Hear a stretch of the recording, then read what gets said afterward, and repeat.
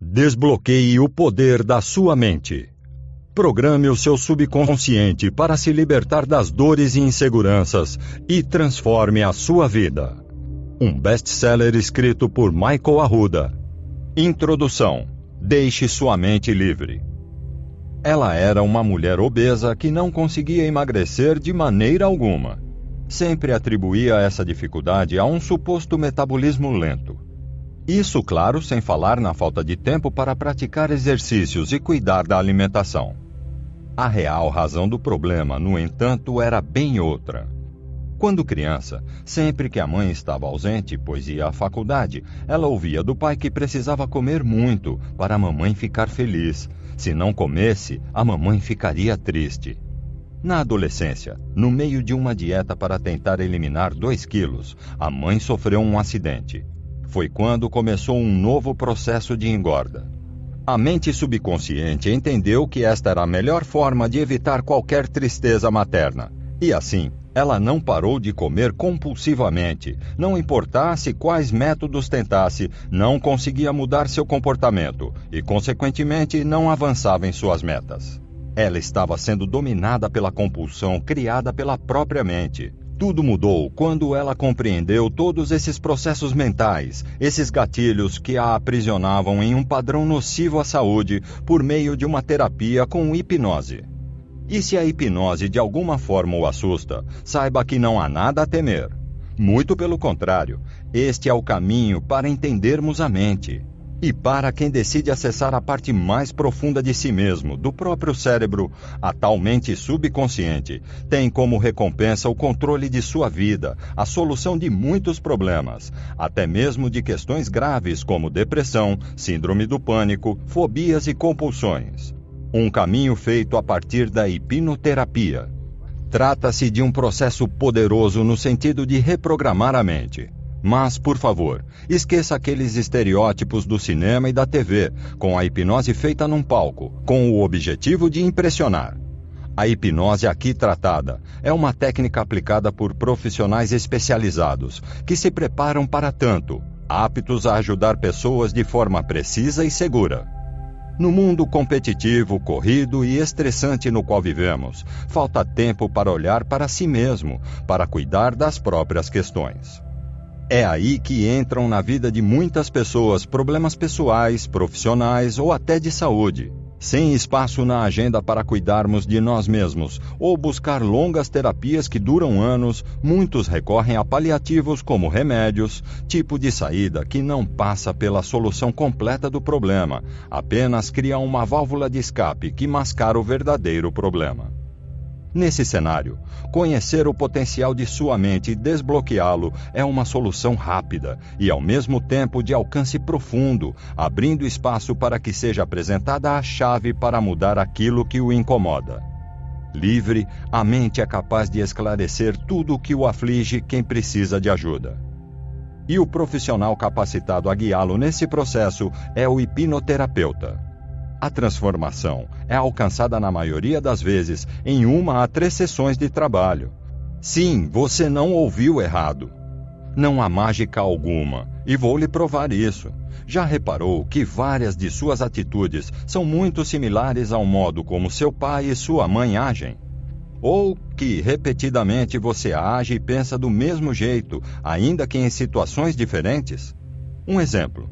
Somos considerados otimistas ou pessimistas, e isso não varia de situação para situação. É um padrão de nosso comportamento. Isso tudo faz parte de uma programação existente dentro de nós, que foi sendo criada desde que nascemos. Não importa o que saibamos ou o que pensamos saber. É essa informação internalizada que guia toda a nossa vida. A moça que comia para agradar a mãe nunca se havia dado conta da origem de sua compulsão. Jamais poderia imaginar quão forte tinha sido aquela colocação, da qual ela nem se lembrava mais, do pai na infância. Porém, acessando de modo profundo a própria mente, foi possível buscar a raiz do problema e alterar aquela programação nociva, transformando seus hábitos alimentares e, consequentemente, sua vida. Exemplos não faltam. Outra pessoa que encontrou dentro de si as respostas foi um jovem que era tímido a ponto de não conseguir falar com estranhos. Fosse qual fosse o ambiente, ele travava, se fechava, evitava contato. Orientado durante o processo de descoberta mental, ele se fixou numa cena familiar, na qual um tio o constrangeu enquanto ele conversava com uma prima, criança como ele à época. Esse parente começou a dizer que o garoto casaria com sua companheira de brincadeiras, espécie de piada que ganhou couro com outros familiares. Foi o suficiente para que ele se fechasse para as conversas vida afora. Hoje, depois do trabalho que fez, não tem mais problemas em se comunicar. Outro caso marcante que eu já pude acompanhar em meu trabalho na área foi o de uma jovem com tendências suicidas que não conseguia se livrar da vontade de acabar consigo mesma. Depois de recorrer à psicologia e à psiquiatria, ela procurou a hipnose como um último recurso. Em sua primeira e única sessão, descobriu que havia sido abusada sexualmente aos 6 anos. Tal dor era tão forte a ponto de se transformar no desejo de tirar a própria vida. Era um trauma não trabalhado e que só teve alívio quando ela se permitiu ouvir sua mente subconsciente e desbloquear o que fosse preciso. É por essas e outras que é importante questionarmos se a maioria dos problemas não está em nossa mente. Quando descobrimos isso, ganhamos o potencial de transformar qualquer aspecto em nossa vida. Só resta saber como, e este é o objetivo deste livro. A hipnoterapia é o caminho que nos ensina a entender como podemos assumir o controle de nossa mente e, por consequência, guiar nosso caminho para as conquistas que há tanto tempo desejamos. Ela pode ser encarada como uma forma rápida e eficaz de resolver questões recorrentes.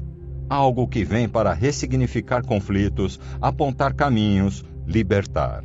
Um trabalho que mostra de onde vêm os problemas. Ninguém tem culpa de ser preguiçoso ou de não conseguir emagrecer. Há sempre alguma questão mais profunda envolvida.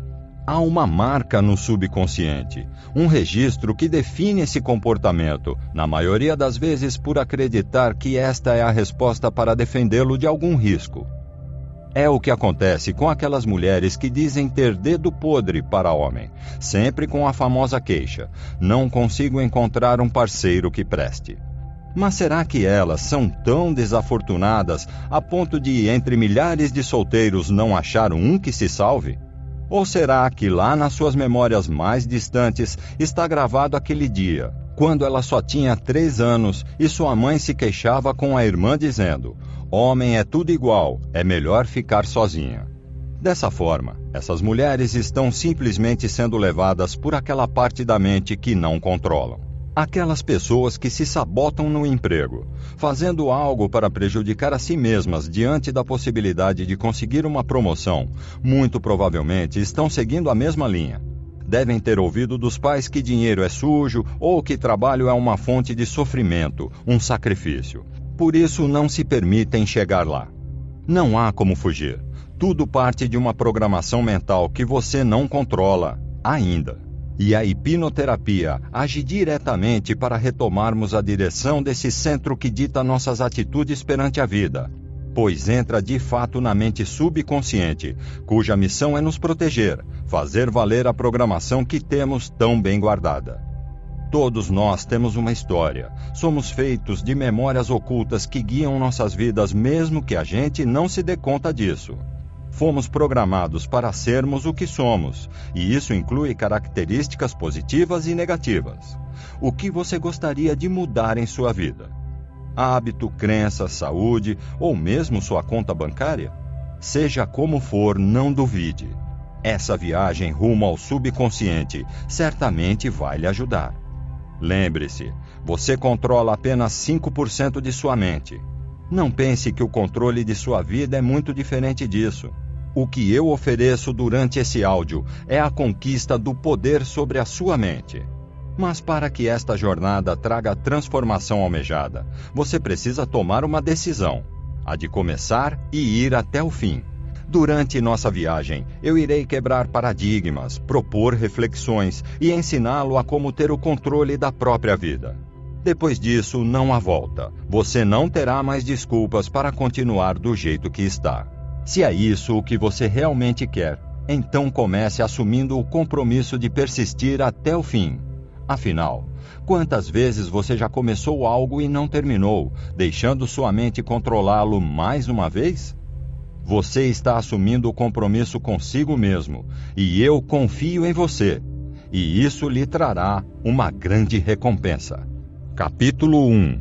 Estamos vivendo como prisioneiros. Esta afirmação pode parecer dura num primeiro momento, mas você entenderá o que quero dizer. Quantas vezes você não sentiu como se o controle de sua vida não estivesse em suas mãos? Você tenta fazer tudo o que pode, mas parece que as forças acabam antes de chegar lá. Ou pior, você até consegue fazer tudo, com a melhor das intenções, mas o resultado não sai como esperava. Então você fica insatisfeito. Não consegue viver o relacionamento que sempre sonhou. Não ganha quanto gostaria, não se sente bem consigo mesmo. E ainda, muitas vezes, surgem fatores para limitá-lo ainda mais, como insegurança, ansiedade, estresse, medo e até depressão. Tudo isso o deixa desanimado, sem vontade de acordar e sair para mais um dia de trabalho, mais um desafio, sem gana de lutar e buscar aquilo que o realizaria de verdade. Na maior parte do tempo, estamos insatisfeitos com a situação no trabalho, em relacionamentos, na saúde, na vida como um todo. Então começamos a nos comparar a outras pessoas, e muitas vezes a grama do vizinho parece estar mais verde. Até que surgem pensamentos de revolta, questionando quando isso terá um fim. Geralmente, quando mais novos, tínhamos muitas metas, desejos e ambições, mas com o passar do tempo, parece que fomos encontrando grades que nos limitam de ser quem queremos, ou mesmo viver felizes como desejamos. Mas, se sabemos que essas grades não existem aí fora, ninguém nos proíbe de buscarmos o que quisermos. Onde elas estão? Dentro de nós mesmos, em nossa mente. Ela nos vigia e diz o que é permitido ou não. O que sentimos ou deixamos de sentir. O que vivemos ou deixamos de viver. Nossa mente se torna a voz de nossa angústia. É aqui que ansiamos por soluções mágicas. Ninguém gosta de sofrer, e queremos fazer com que o sofrimento vá embora o mais rápido possível. Mas se não sabemos como mudar a nós mesmos, como parar de sofrer? É quando buscamos desesperadamente soluções mágicas fora de nós. E na maioria das vezes, colocamos o problema em algo que simplesmente tentamos tirar de nossa vida. Se estamos insatisfeitos com o namoro, reclamamos do parceiro até chegar ao ponto de querermos trocá-lo. Se há problemas com os filhos, já que não podemos trocá-los, queremos forçá-los a ser do jeito que decidimos. A solução é sempre mudar a pessoa ou substituí-la. E no âmbito profissional não é diferente. Na verdade, parece que o problema é até maior. Uma pesquisa da International Stress Management do Brasil, ISMA-BR, realizada com pessoas entre 25 e 60 anos, apontou que 76% dos entrevistados se sentem infelizes com a vida profissional. O problema é o chefe que não o valoriza? A pressão que colocam em você? As regras muito rígidas? Aquele colega de trabalho que não gosta de você? O salário que podia ser maior? E aí surgem os pensamentos procurando razões e justificativas. A vida seria muito melhor se meu chefe saísse, se mudassem as regras da empresa e principalmente se meu salário valesse a pena.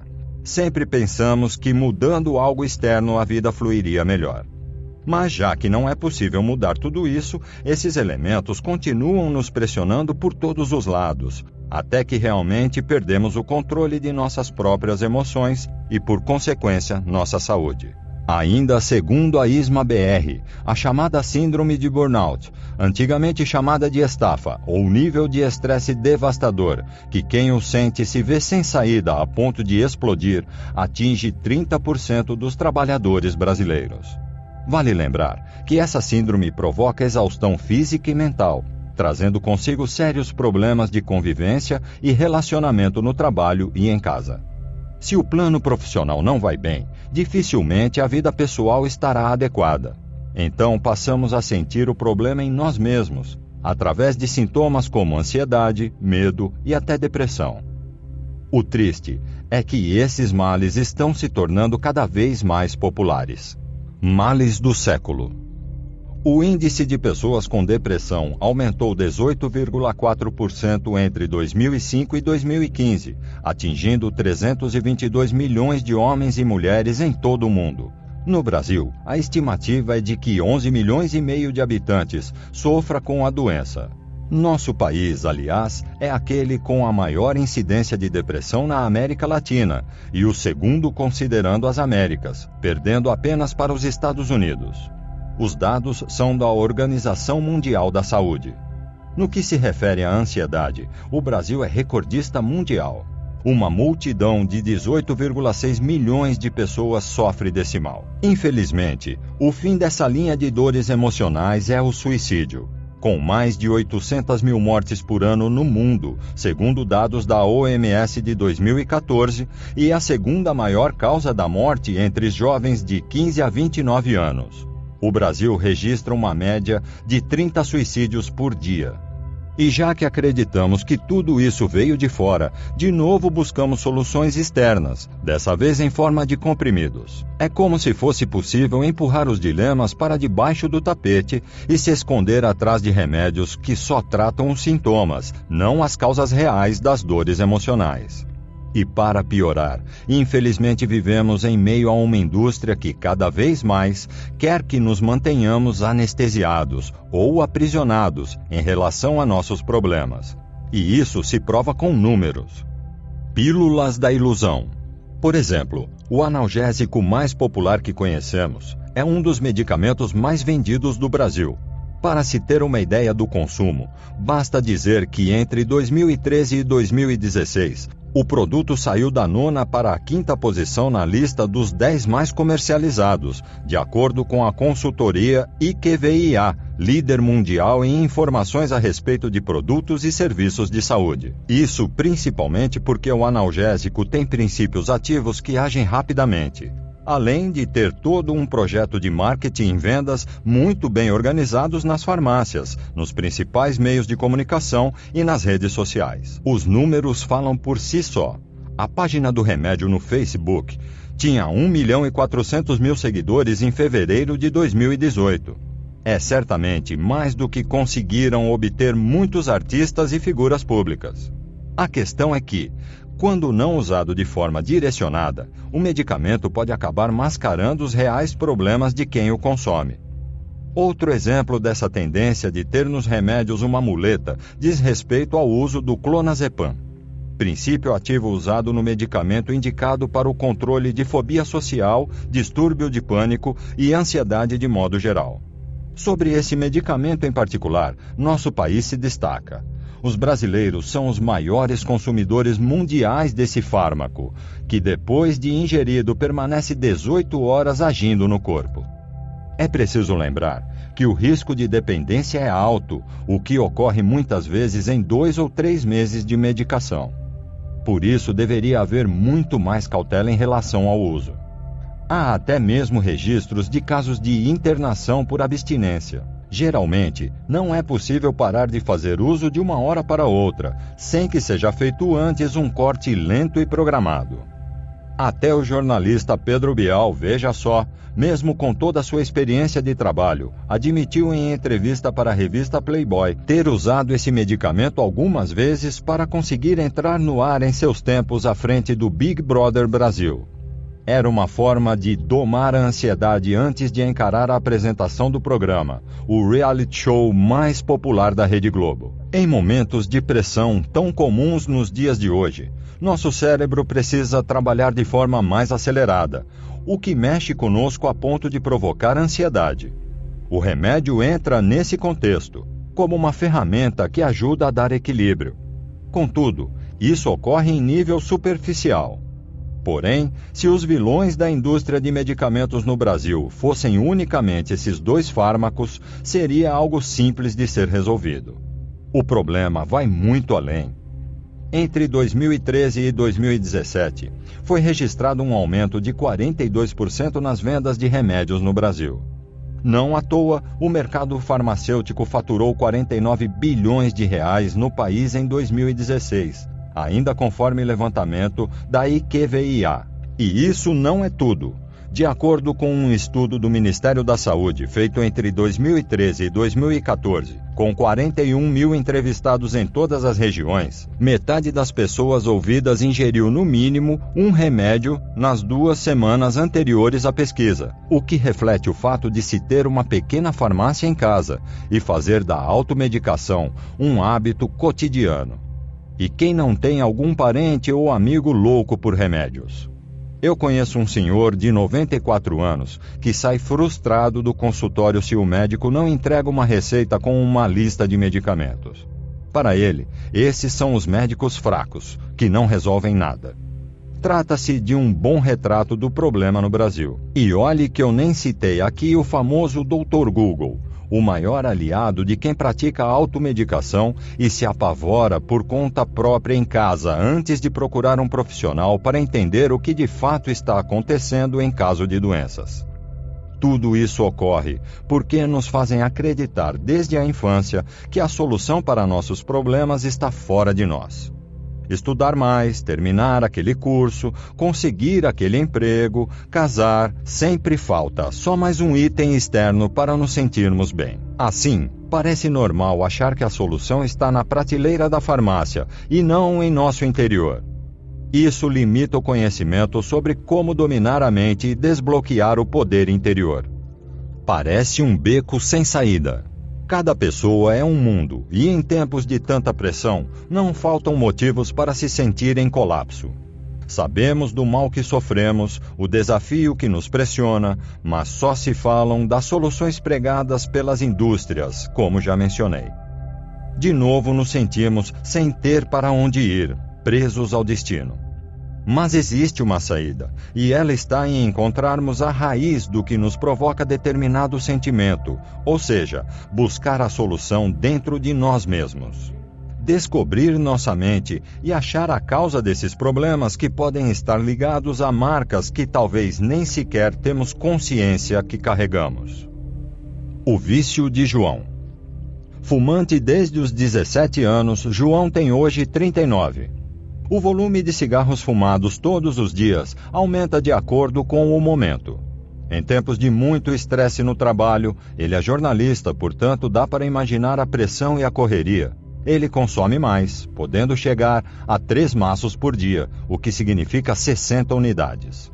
Seu médico, um pneumologista que ele frequenta há 10 anos, avisou que era muito. Seus pulmões já começam a pedir clemência, estão comprometidos. Diante desse panorama, João se culpa muito. Ele não se sente um bom exemplo para os filhos, 2 meninos, um com 4 e outro com 7 anos. Sabe que incomoda a mulher com o cheiro de cigarro que nele está sempre impregnado. Todos detestam quando ele fuma no carro, enquanto dirige. Sabe que está prejudicando a própria saúde, mas mesmo assim, parar é muito difícil. Embora tenha muita vontade, afinal, ele sabe quantos riscos está enfrentando por se manter no vício. Nada é suficiente. Por que João está nessa situação? Você acha que ele é fraco? Quantas vezes você já não esteve na mesma situação que ele? Quantas vezes já soube que precisava mudar, mas por algum motivo simplesmente não conseguia ou nem chegava a tentar? Talvez seu desafio não seja o cigarro, mas o desânimo, o nervosismo, o descontrole alimentar, a depressão ou até a dificuldade financeira. O que o faz infeliz? Qual é seu desafio? De agora em diante, como eu não sei exatamente o que você quer mudar em sua vida, usarei as palavras desafio e infelicidade muitas vezes para representar aquilo que está lhe fazendo mal e você quer mudar. E se você está disposto a vencer isso, está na hora de desbloquear, de uma vez por todas, o potencial de sua mente e transformar sua vida. Foi o que aconteceu com João. E no próximo capítulo vamos entender o que o impedia de vencer seu desafio. Capítulo 2. Livre-se das prisões mentais. Nossa mente cria estratégias para nos proteger. E por desconhecermos os mecanismos que a fazem agir de determinadas maneiras, acabamos por não encontrar a chave capaz de nos tirar das prisões mentais. Para prosseguirmos nossa jornada, quero compartilhar com você um conto popular que traduz o conflito que vivemos constantemente em nossa mente. Certa vez, um discípulo disse a seu mestre: "Tenho passado grande parte do dia vendo coisas que não devia ver, desejando coisas que não devia desejar, fazendo planos que não devia fazer." O mestre convidou o discípulo para um passeio. No caminho apontou para uma planta e perguntou se o discípulo sabia o que era. O discípulo respondeu: "Beladona, é uma planta que pode matar quem comer suas folhas, mas não pode matar quem apenas a contempla. Da mesma maneira, os desejos negativos não podem causar nenhum mal se você não se deixar seduzir por eles." Diariamente, todos nós passamos por diversos desafios. O que para uns poderia ser uma experiência de alívio, para outros é um grande sofrimento. E o pior, enquanto algumas pessoas conseguem lidar com muita tranquilidade com situações de conflito, outras entram em ciclos de negatividade muito difíceis de serem interrompidos. Por que isso acontece? Por que os pensamentos negativos e desmotivadores vivem atordoando algumas pessoas, enquanto outras parece que foram abençoadas com a simplicidade da alegria? Porque parece que não importa o que façamos, não conseguimos melhorar nosso relacionamento, controlar nossa ansiedade ou apenas fazer o que acreditamos ser o melhor? Muitas vezes sentimos que não temos o controle sobre nossa própria vida. E o que quero lhe explicar é que geralmente não temos mesmo. Nós fomos programados para sermos o que somos, para conseguir o que conseguimos em nossas vidas e também para sofrer o que estamos sofrendo. Provavelmente, esta seja a razão que impede João de se livrar do vício. Mas tenha calma. Não quero desanimá-lo e falar que você precisa se contentar com a situação na qual se encontra. Pelo contrário, você entender que é um prisioneiro da própria mente é o primeiro passo para descobrir como sair dessas grades. Eu disse que você está preso, mas antes de explorarmos o que é essa prisão, precisamos saber quem é você. De acordo com os maiores especialistas do mundo em cérebro e cognição, quem você pensa que é, na verdade representa apenas 5% de quem realmente é. Sim, você que lê, pensa e questiona é apenas 5% de sua identidade, pois os outros 95% estão fora de seu acesso consciente. Talvez você esteja duvidando da informação anterior, mas posso lhe dar uma pequena amostra do que estou falando. Enquanto você ouvia essas palavras, não estava percebendo o que estava sentindo, a posição de seu pé, a textura da superfície de onde estava sentado, o ritmo de sua respiração ou mesmo os barulhos à sua volta. Por outro lado, quando você ouvia parte do que foi narrado anteriormente, passou a perceber tudo isso. Ou seja, ficou consciente desses fatores que mencionei, mas que seu corpo e seus ouvidos já estavam captando independentemente de você estar consciente ou não deles. Essa parte sua, que tem a capacidade de direcionar sua vontade e atenção, ler, refletir, questionar, analisar e entender o mundo, é o que chamamos de mente consciente. Enquanto você está pensando em uma única coisa, há milhares de processos e interações acontecendo com seu corpo e entre você e o ambiente. Seu coração está batendo sem que você tenha decidido isso. Cada centímetro de sua pele está recebendo informações do ambiente, como a textura e a pressão do que ela está tocando, a temperatura do local onde você está agora, se há ou não outras pessoas ao redor.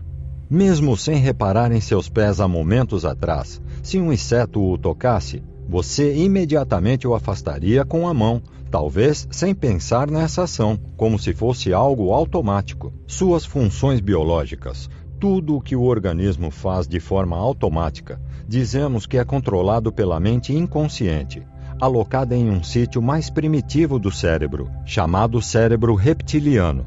E mesmo que sua atenção esteja apenas nestas linhas, sua mente está juntando sílabas, palavras, lembrando os significados e conectando tudo para que a frase tenha um sentido. Tudo em frações de segundo. Um processo bem complexo, que hoje é feito automaticamente por sua mente sem que você precise pensar.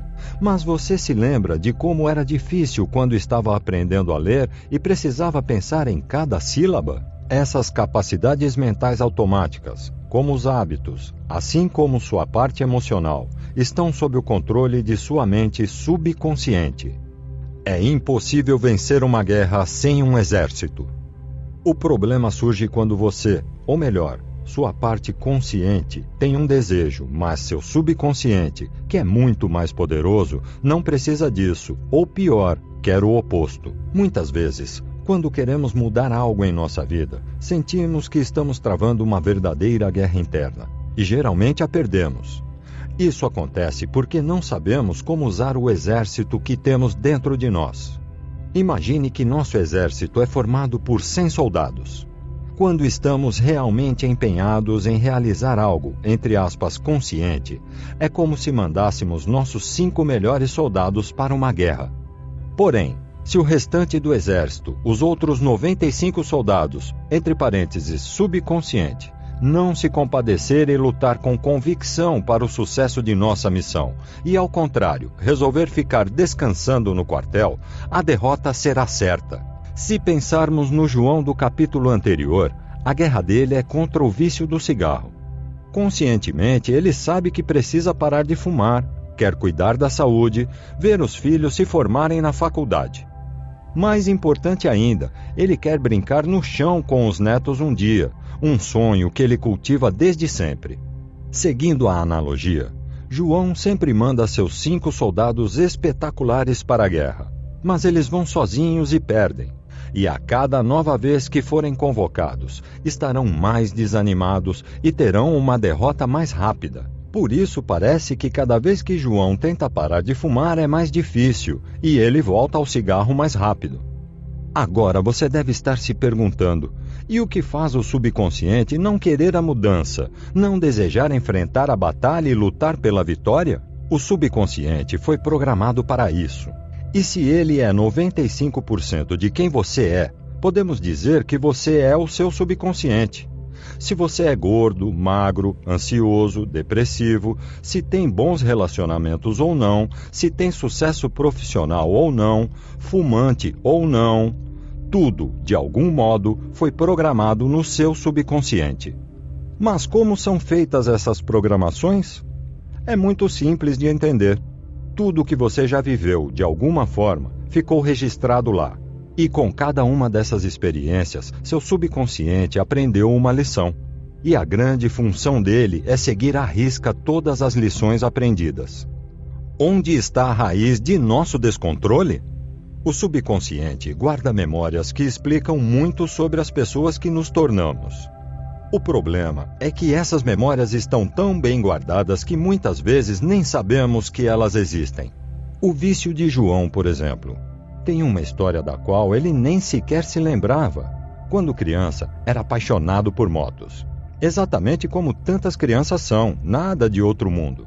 Aos 6 anos, ele ganhou um irmão, Pedro, e de uma hora para outra perdeu a atenção exclusiva de seus pais e familiares mais próximos, como avós, tios e primos. A chegada de um irmão é um choque para muitas crianças, uma situação de crise realmente comum nas famílias. Até aí, mais uma vez, não era nada de outro mundo. Até que nós chegamos ao ponto, ao gatilho do vício. Um dia ele viu seu pai em cima de uma moto acendendo um cigarro. Para ele, aquela era uma pose de herói. Repare que a cena unia um ídolo da vida de João, seu pai, e seu objeto maior de admiração na infância, a moto. Naquela hora, naquele momento de sensibilidade por conta da chegada do irmão, ele quis ser como o pai. Anos depois, na adolescência, ele não teve dúvidas em aceitar um cigarro que um primo mais velho, que ele também admirava muito, ofereceu. Foi o suficiente para ele se sentir poderoso. Aos poucos, começou a fumar com mais frequência para acompanhar o primo, até chegar ao ponto de ser considerado fumante. A lição que estava registrada no subconsciente era que fumar era o que os heróis, como seu pai, faziam. Assim, vida afora, sempre que ele se sentia desafiado por alguma situação, por menor que fosse, como era o caso do estresse no trabalho, sua mente entendia que, para passar por aquilo mais facilmente, era preciso fumar, e vinha aquela vontade incontrolável. Então, João não parava de fumar, não por não ser forte o bastante, mas porque sua mente não deixava. Sem que ele pudesse compreender, sua mente lhe dizia que se ele parasse de fumar, deixaria de ser um herói. Triunfo sobre o medo. Nossa mente subconsciente é poderosa e só quer nos proteger. Porém, ela é inocente e muitas vezes nos protege de maneiras que preferiríamos que não o fizesse. Ela pode nos gerar sentimentos de afeição, carinho e apego, fazendo com que nos empenhemos ao máximo por nossos filhos e cônjuge, para nos proteger da solidão. Ela também pode criar sentimentos de nervosismo e medo quando estamos diante de uma oportunidade, para nos proteger de uma possível vergonha se falharmos. E sobre este último exemplo posso falar com propriedade, pois já foi uma das estratégias que minha mente usava para me proteger. Ou deveria dizer, sabotar? Esta é nossa prisão mental. O subconsciente, com aprendizado distorcido, muitas vezes ao acreditar que está nos ajudando, frustra os projetos, sonhos e planos que poderiam nos trazer mais felicidade. Como resolver este embate? Aprendendo a acessá-lo e, a partir disso, mudar as programações. Como fazer isso? É justamente o que vou ensiná-lo. Teste do gênio mágico. Tire alguns minutos para pensar em todas as áreas de sua vida: autoestima, família, carreira, saúde, finanças e espiritualidade. Se você pudesse dar para cada uma dessas áreas uma nota de 0 a 10, sendo 0 igual muito ruim e 10 igual em perfeito estado, como elas seriam? Agora imagine se aparecesse um gênio mágico nesse momento e falasse: escolha uma área, e eu a transformarei em uma bênção. Qual você escolheria? Pense na área de sua vida que está mais prejudicada. E qual o principal fator que tem desbalanceado essa área? Essa resposta é sua infelicidade, o desafio que precisa superar. Pode ser insatisfeito consigo mesmo por estar muito acima do peso? Infeliz pelos problemas familiares constantes? Desmotivado por não crescer no trabalho ou não fazer o que gosta? Sufocado por conta das dívidas? Desesperado por não conseguir se livrar dessa depressão? O gênio mágico é sua mente, e você será responsável por ativá-la para realizar as mudanças que deseja. Portanto, ao longo desta audição, lembre-se de sua infelicidade ou desafio. Você receberá as ferramentas para operar a mágica em si mesmo. Capítulo 3. O caminho para o verdadeiro poder. Tudo começou quando ele tinha 8 anos, ao ter que cuidar do pai com câncer, em estado terminal, sentindo muita dor, sempre deitado na cama. Um dia, um menino chamado David viu chegar em casa um hipnotista, amigo de seu velho. Nunca se esqueceu da cena daquele homem entrando no quarto. E, principalmente, guardou na memória a expressão leve e feliz de seu pai doente, quando o hipnotista os deixou. Seu pai tinha até um sorriso no rosto, mas o que realmente emocionou David foi ver seu pai tentando brincar com ele, sem uma expressão de sofrimento, algo que há muito não acontecia. Foi aquele homem que sabia hipnotizar o responsável por aquilo. Dali em diante, a vida nunca mais seria a mesma. Naquele momento, ele decidiu que queria trazer alívio para a vida das pessoas, da mesma forma que aquele senhor havia feito com seu pai. Depois de perder o patriarca da família, David passou a acompanhar o conhecido nos shows de hipnose. Estava encantado com o novo mundo do qual começava a fazer parte. Aos 12 anos, já fazia ele mesmo alguns shows. Não à toa, ficou conhecido como o hipnotista mais jovem do mundo. O passo seguinte foi fazer parte de uma caravana de artistas, uma espécie de trupe circense chamada Vaudeville. De cidade em cidade, eles se apresentavam uma semana em cada lugar. Como o tempo era curto, eles não tinham outra opção a não ser fazer muito sucesso. Não havia tempo para atrair o público com muitas apresentações. Por isso, os integrantes que não recebessem muitos aplausos eram convidados a sair do grupo. Não foi o caso de David, que além dos números de hipnose, tocava saxofone e fazia um show de comédia com um macaco. Naquela época, O talento para hipnotizar não passava de um hobby, apesar da paixão que ele sentia pela prática. E o sucesso nos palcos cresceu tanto que ele até criou um nome mais comercial, mudando de David Koppelman para Dave Elman. E assim foi na adolescência inteira. Até que, aos 27 anos, teve a oportunidade de trabalhar numa rádio e fez carreira como radialista. Depois de alguns anos, chegou ao auge tendo um programa próprio na emissora que o contratara. A atração, transmitida ao vivo e com uma plateia no estúdio, era sobre hobbies estranhos, com convidados apresentando suas atividades. Um belo dia, eis que surge no roteiro um homem com o passatempo de hipnotizar. Interagindo com a plateia, ele não conseguia ter sucesso. Nada funcionava. Com medo de perder a audiência, o apresentador Elman saiu de sua cadeira e pediu para ajudá-lo. Aí sim o número deu certo. Foi um estouro na audiência. Uma curiosidade. Foi somente depois do episódio que a mulher de Elman ficou sabendo do dom especial do marido. No carro, voltando para casa, ela não deixou barato e quis saber desde quando ele tinha aquele talento e por que ela nunca soube daquilo. Foi quando ele voltou a fazer shows. E veja você, muitos médicos pediram para ele ensinar a técnica que dominava. Queriam entender como ele conseguia ser tão rápido e eficiente. Ficou popular e famoso a ponto de ter turmas todos os dias, de segunda-feira a sábado, para ensinar apenas médicos como induzir as pessoas em hipnose. Antes de 1970, ele sozinho já tinha ensinado mais de 10 mil médicos e profissionais da área de saúde a utilizar os métodos de hipnose, que ainda hoje são tão desconhecidos e geram tantos mitos. Esse jovem chamado Elman foi o ponto inicial para que milhões de vidas pudessem ser transformadas com a hipnose após seu tempo. Mas por volta dessa época, surgiu outra pessoa na história.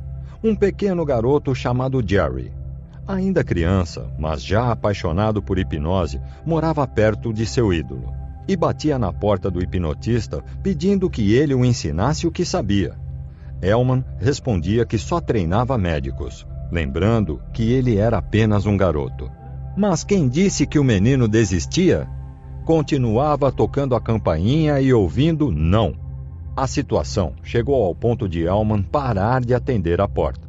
Porém, nem assim o menino parou e começou a fazer suas abordagens em dias alternados, para que os donos da casa não conseguissem despistá-lo. Não admitia ser ignorado e seguia em frente com seu objetivo. Por fim, conseguiu o que queria. Numa dessas conversas, Elman decidiu entregar um gravador antigo para Jerry, perguntando se ele sabia o que era aquilo. Ele não sabia, claro, mas mentiu, afirmando que conhecia o objeto. E o mestre pediu que ele gravasse suas aulas. O menino não demorou a aprender como usar aquele aparelho. E ficou ainda mais encantado com o passar do tempo. Começou a aplicar tudo o que aprendia e, enquanto crescia, foi envolvendo-se mais e mais com o tema. Até que, décadas depois, após muitas pessoas verem seus resultados e perguntarem o segredo, decidiu fundar uma escola de hipnoterapia, chamada Omni Hypnosis Training Center. Isso aconteceu em 1979. E Jerry foi o responsável por propagar e evoluir os métodos da hipnoterapia clássica. Um processo que qualquer pessoa pode aprender a fazer se for ensinada corretamente e que tem um poder imensurável. E hoje sigo o mesmo passo deles. Carrego isso com muita responsabilidade, pois tive a oportunidade de aprender os métodos pessoalmente com o filho de Elman e também com o próprio Jerry. Tenho a honra de ser a única pessoa no Brasil que pôde conviver com ambos. Tenho como missão propagar essa ferramenta que impacta tantas vidas, mas ainda cheia de mitos e preconceitos. E meu objetivo neste livro é mostrar como desbloquear todo o potencial de sua mente para então transformar sua vida. O Natal infeliz. Todo ano era a mesma coisa. Dezembro chegava e o humor dela já começava a mudar. Marília tinha 50 anos quando decidiu se perguntar por que sempre ficava tão triste com a proximidade das festas natalinas. Não havia um motivo concreto. Ela não se lembrava de nenhuma razão óbvia que a levasse a ficar mal daquele jeito. Nem o apoio do marido e das 3 filhas a confortava nessa situação. Foi quando decidiu recorrer a uma sessão de hipnoterapia. Marília descobriu que sua tristeza estava ligada à lembrança de ver, quando pequena, aos 4 anos, sua mãe e 2 tias chorando em plena noite de Natal, em razão do falecimento de outra tia em decorrência de uma leucemia. Dali por diante, o Natal seria sempre sentido como um dia amargo, de muita infelicidade e melancolia. No plano consciente, ela nunca seria capaz de se lembrar daquilo. E por meio da hipnoterapia, foi possível que Marília alcançasse seu subconsciente e essa lembrança para falar com sua criança interior. Ela não precisava reviver aquela dor em todos os natais. O final dessa história envolveu a compra pela primeira vez de alguns adereços natalinos para a casa, agora um lar feliz como nunca no 1º de dezembro depois da hipnoterapia. Como nasceu a hipnose? A hipnose é algo novo para você? Pois saiba que, muito além de Elman e Jerry, estamos falando aqui de um dos ofícios mais antigos do mundo, algo que sempre nos acompanhou. Duvida? Então observe o infográfico a seguir, com um breve panorama da trajetória que nos levou ao conhecimento que temos hoje sobre essa poderosa ferramenta. Na Antiguidade. No Egito Antigo, a hipnose era usada nos chamados templos do sono. A crença era a de que muitas enfermidades poderiam ser tratadas depois de os enfermos entrarem e ficarem dias imersos em sonos profundos. Também na Grécia, os enfermos podiam recorrer a esses templos.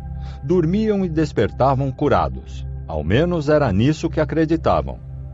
Franz Anton Mesmer, 1734-1815. Mesmer usava o conceito de magnetismo para curar seus pacientes.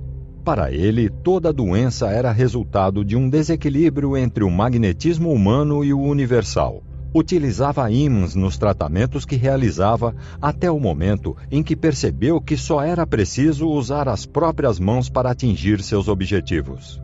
Queria restabelecer a energia magnética das pessoas. Depois, Benjamin Franklin, observando seus processos, concluiu que a melhora dos pacientes se dava unicamente pela crença e pela imaginação deles mesmos. Hipnose. Baron de Hain de Cuvilliés foi o primeiro a utilizar o termo hipnose em seus trabalhos, nome derivado de Hipnos, deus do sono pela mitologia grega. James Braid, 1795-1860. Braid foi um dos cientistas pioneiros por levar a prática para a comunidade científica e o responsável pela popularização do termo hipnose. Descobriu que poderia levar os pacientes a um estado aparentemente igual ao produzido por Mesmer, fazendo uso de métodos mais científicos. Mais tarde, percebeu que esse estado não tem relação com sono e tentou mudar o nome, mas o termo já havia sido disseminado e era usado correntemente. James Isdale, 1808-1859. Realizou mais de 300 cirurgias em um presídio em Calcutá, na Índia, apenas colocando os pacientes em sono profundo, sem anestesia. Até amputações eram realizadas. Auguste Leblanc, 1823-1904. Fundou a Escola de Nancy, que pesquisava a hipnose e seus fenômenos. Um dos alunos foi Sigmund Freud. Sigmund Freud, 1859-1939. Fundador da psicanálise, foi provavelmente o nome que mais ajudou a popularizar a hipnose dentro da psicologia. Como não conseguia hipnotizar todos os pacientes, decidiu abandoná-la. Dave Elman, o primeiro a criar um método rápido e duplicável de induzir a hipnose em qualquer pessoa, assim como utilizá-la como terapia. Milton Erickson, 1901-1980. Psiquiatra responsável pela propagação da hipnose como ferramenta terapêutica. Gerald Kine, Jerry, 1939-2017. Fundador da Omni Hypnosis Training Center, organizou, evoluiu e propagou os métodos de Dave Elman. Hans Rudolph, 1965. Sucessor de Gerald Kine e CEO da Omni Hypnosis Training Center International, foi responsável por estruturar os métodos terapêuticos da Omni e obter a primeira certificação ISO 9001 do mundo em um processo de hipnose. Também é responsável pela expansão global da Omni. Capítulo 4. O que somos?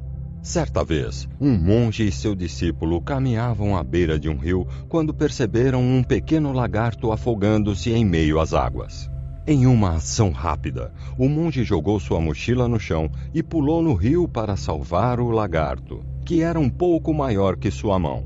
Assim que conseguiu agarrá-lo e o estava tirando da água, o monge foi surpreendido com uma mordida em seu dedo. Por causa da dor, acabou largando o bichinho, que caiu na água de novo.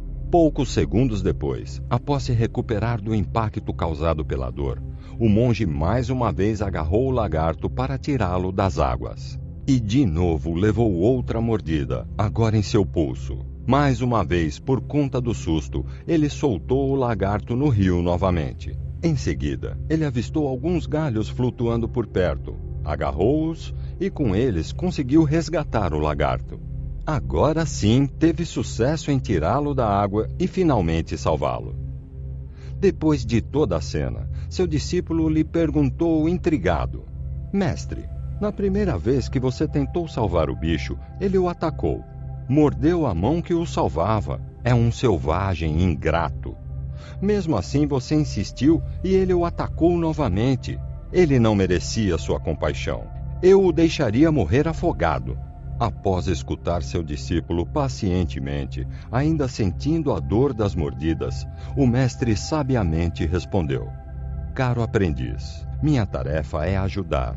Ele agiu conforme sua natureza e eu conforme a minha. O que somos? Como chegamos aqui? Estas parecem perguntas filosóficas, mas talvez nos ajudem a entender por que tem algo errado conosco. Ou será que tudo aquilo que vemos como uma falha seja apenas uma ilusão? Uma projeção distorcida sobre o que pensamos sobre nós mesmos e o que de fato somos? Já reparou que, independentemente dos problemas que estamos vivendo, da nossa felicidade ou infelicidade atual, embora não saibamos o melhor meio de salvar nossa vida, já estamos resolvendo questões infinitamente mais complexas? Eu explico. Você se lembra das aulas de biologia na escola? Eu nunca fui bom em biologia, mas, pelo que sei, passamos 5 anos ou mais estudando os processos de nosso corpo, desenvolvimento do sistema esquelético, muscular, funcionamento das células, funções de cada órgão e como eles trabalham, sistema linfático e imunológico, hormônios, o sangue que distribui nutrientes e oxigênio para tudo isso e por aí vai. Muito complexo para mim. E mesmo depois de anos estudando, aprendendo de forma superficial e isolada cada um desses pontos, nós leigos ainda não entendemos nada. Entre parênteses, a menos que você seja um médico ou biólogo, e olhe lá. Mas já parou para refletir que toda essa complexidade acontece em nosso corpo 24 horas por dia, 7 dias por semana, de forma harmoniosa e tranquila? Não importa se acordamos de mau humor ou se ficamos revoltados com a vida, nossa máquina não para nunca. Mas por que ela funciona tão bem? Graças à capacidade de aprendizado dos seres, o que proporciona a evolução das espécies. Na verdade, somos a máquina de sobrevivência mais desenvolvida do mundo. E aqui peço licença para seguir com base na teoria de Darwin, que acreditava na evolução biológica por meio da seleção natural, ou melhor, na capacidade de os organismos se adaptarem. São muitos anos de evolução até chegarmos aqui. Quer ter uma ideia? Vamos fazer uma viagem com a máquina do tempo mais rápida do universo. Ela consegue percorrer toda a vida na Terra, desde sua origem até o surgimento do homem inteligente. Entre parênteses, pesquisadores estimam que nossa espécie, Homo sapiens sapiens, surgiu entre 40 e 90 mil anos atrás, em apenas um ano. Se a máquina partir no primeiro minuto do dia 1º de janeiro, em que dia você acha que surgimos no planeta? Vamos ver. 1º de janeiro, início da vida, 3.600 milhões de anos atrás. 2 de março, organismos unicelulares surgem, 3.000 milhões de anos atrás. 2 de junho, primeiras criaturas multicelulares, 2.100 milhões de anos atrás. 7 de novembro, primeira vida complexa aparece nos oceanos, 540 milhões de anos atrás. 16 de novembro, primeiras criaturas em terra seca, 450 milhões de anos atrás. 7 de dezembro, início da era dos dinossauros, 240 milhões de anos atrás. 25 de dezembro, extinção dos dinossauros, 60 milhões de anos atrás. 31 de dezembro, às 9h24. A primeira criatura parecida com um macaco aparece, 6 milhões de anos atrás. 31 de dezembro, às 22h23. Surge o homem primitivo, 250 mil anos atrás. 31 de dezembro, às 22h52. Nossa espécie pensante, 50 mil anos atrás. Incrível, não é mesmo? Nós somos feitos a partir de diversos organismos e processos que já acontecem e se desenvolvem há muito tempo. E tudo isso sem precisarmos nos preocupar ou quebrar a cabeça para achar a melhor maneira de fazer tudo estar em atividade. A natureza funciona por si só. Gosto de mencionar esse exemplo em treinamentos, pois é uma forma de entender como chegamos até aqui e como funcionamos. Para nós, a natureza é perfeita. Quem complica as coisas são os seres humanos, a partir de programações mentais nem sempre voltadas para a saúde, a felicidade ou o sucesso. Segundo Stephen Hawking, bilhões de anos atrás, uma molécula com uma capacidade notável começou a fazer cópias de si mesma, a partir das matérias-primas do planeta. A reação em cadeia havia começado e a evolução assumiu.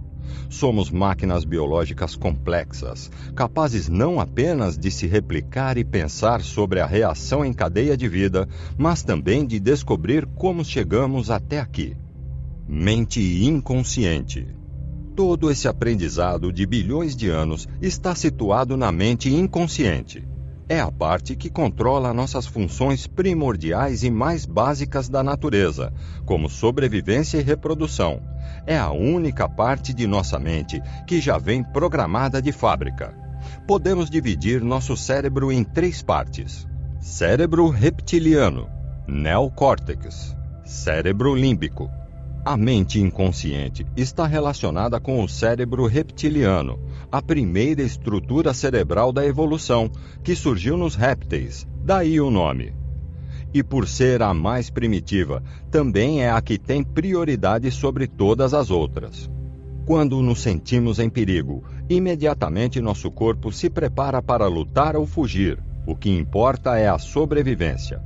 Imagine que, ao abrir a porta de casa, você desce de cara com um tigre feroz. Como acha que se sentiria? Seu instinto iria nas alturas, liberando adrenalina, acionando a reação de fugir imediatamente, é claro. Em nossa mente inconsciente estão as programações para controlar cada uma das funções corporais automáticas, os batimentos cardíacos, a respiração, o sistema imunológico, a digestão, a pressão arterial, a produção de hormônios e assim por diante. Não é possível, através de nossa vontade, da hipnoterapia ou de qualquer outra intervenção não invasiva, agirmos diretamente nas funções da mente inconsciente. Nosso sistema de sobrevivência está sempre ligado para a segurança. Porém, felizmente, há formas indiretas de influenciarmos positivamente essa parte de nossa mente, para o caso de necessitarmos de uma recuperação acelerada, ou mesmo quando ela está respondendo de forma irregular, como veremos a seguir. A hipnoterapia pode salvar uma vida?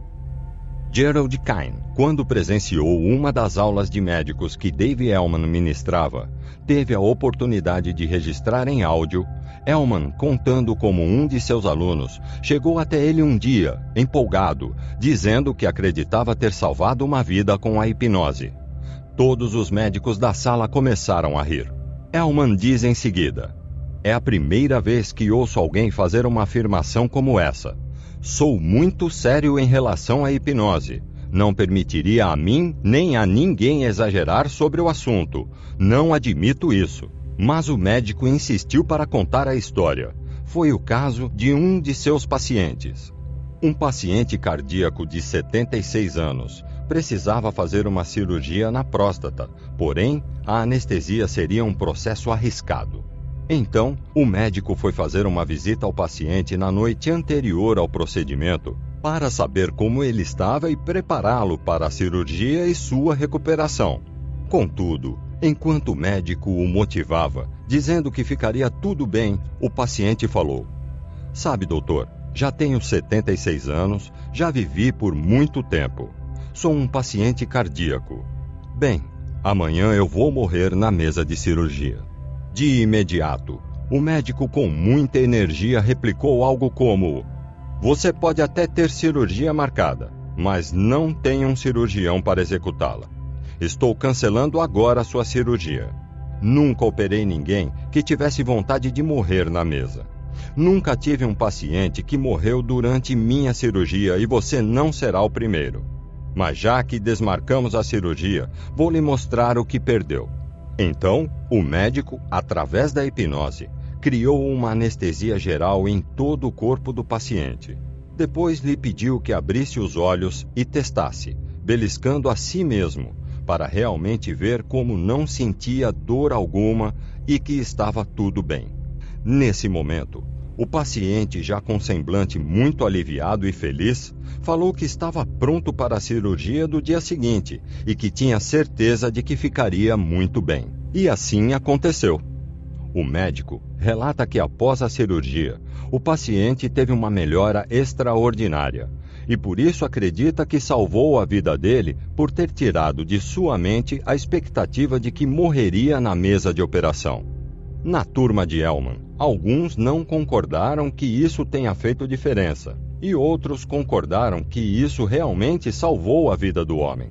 Porém, o que era consenso já em 1960 entre os médicos que estudavam a hipnoterapia com Elman é que o estado emocional e a vontade de morrer influenciavam na recuperação dos pacientes. E a cada dia que passa, a ciência entende um pouco mais sobre como funciona a relação entre mente e corpo. Por exemplo, segundo uma pesquisa do Instituto de Psiquiatria do King's College de Londres, pessoas estressadas podem demorar até 40% a mais de tempo para cicatrizar um ferimento. Isso estaria relacionado ao desequilíbrio que o estresse provoca no organismo. E quem nunca ouviu falar de casos de recuperação ou mesmo curas aparentemente milagrosas após o paciente mudar a atitude mental? Com uma rápida busca na internet, é possível encontrar diversos casos no mínimo intrigantes. Dr. Carlos Ribeiro, médico neurocirurgião e instrutor de hipnoterapia na Omni Brasil, costuma dizer que somente 3% de seus pacientes necessitam de alguma intervenção cirúrgica para melhorar. Os outros 97% estão sofrendo por conta de algum mau funcionamento do organismo que não é natural. Portanto, há algum elemento ocasionando isso. E se não é físico, então está na mente. Depois de 20 anos de estudos da medicina tradicional e do funcionamento do cérebro, foi após conhecer a hipnoterapia que o doutor disse ter conseguido entender melhor a conexão entre a mente inconsciente e o restante das influências. Você já entendeu que nossa mente e nosso corpo têm todas as programações necessárias, provenientes de milhares de anos de evolução, para sobreviver e se reproduzir. E essas informações incluem a de como se autocurar. E como citamos anteriormente, fatores externos como o estresse podem impedir o funcionamento total do processo natural de regeneração. Em minha experiência, essa lógica se encaixa em muitas doenças. Por que alguém que nasceu saudável desenvolve uma doença crônica ou autoimune?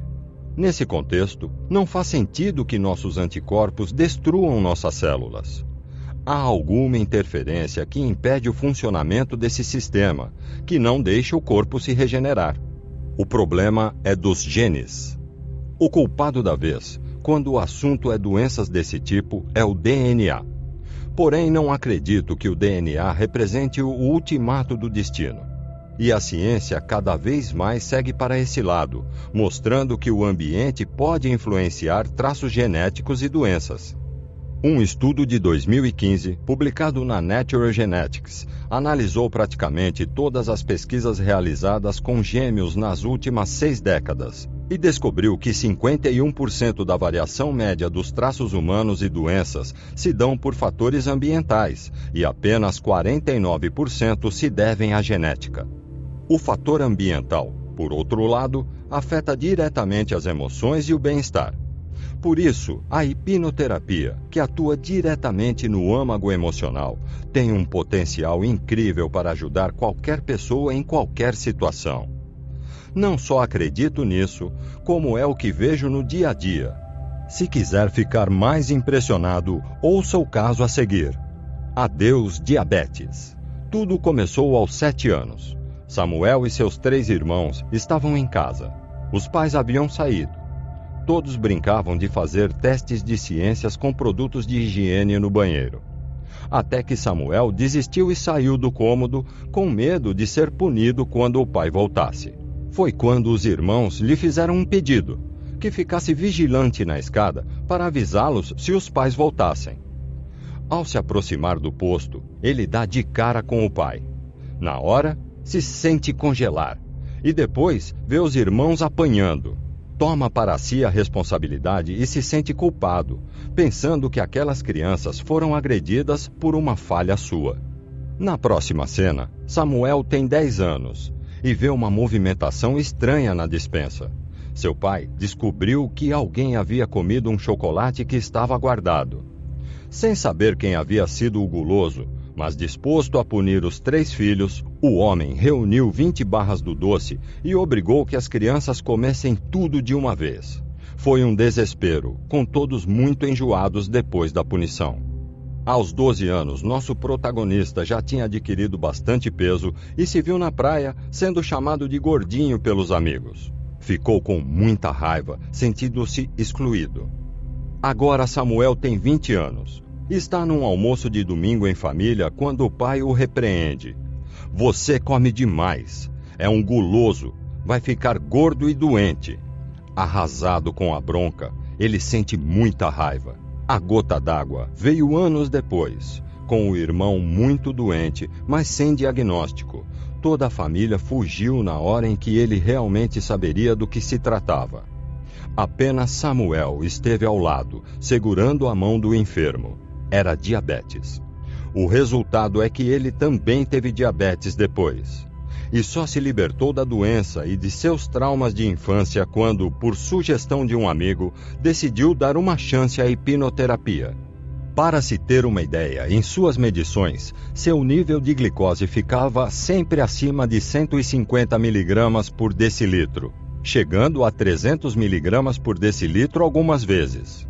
Foi em uma sessão, aliás, que as cenas mencionadas lhe foram apresentadas por sua mente subconsciente, a partir das coordenadas dadas pelo hipnoterapeuta, e que ele teve a chance de dar um novo significado a tantas situações de medo e dor. Um processo bem-sucedido graças à disposição de seguir a vida com mais leveza, ao coração aberto para extravasar o que estava guardado primeiro, e depois perdoar o pai pela agressividade e pela rigidez com que educou os herdeiros.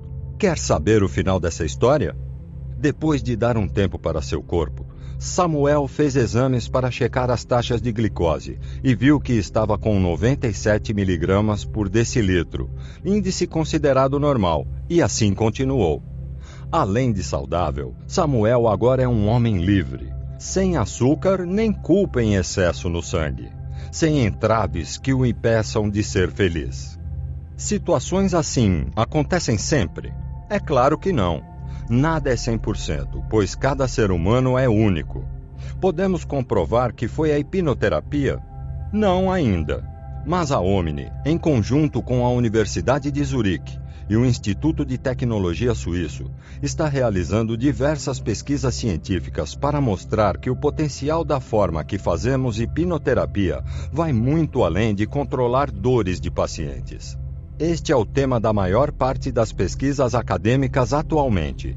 Então, alguns poderiam dizer que é coincidência? Talvez. Mas apostar numa coincidência que não tem contraindicação e pode transformar uma vida parece ser uma boa jogada, não? Porém, acho sensato termos a mente aberta.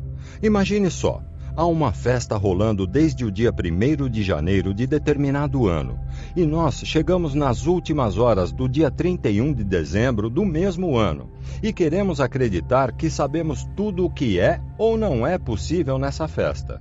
É exatamente assim que muitas vezes lidamos com o nosso organismo.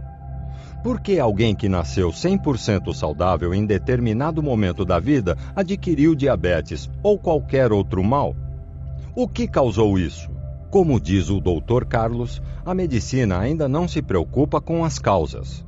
Por isso, acreditamos que a hipnoterapia pode revolucionar a área da saúde. E tenho certeza, caro leitor, que se você continuar comigo nesta jornada dos mistérios da mente, as coincidências diminuirão e começarão a se transformar em esperança. Então, agora que você já entendeu que a mente inconsciente só não funciona perfeitamente se algo a estiver impedindo, vamos ver o que a impede de trabalhar.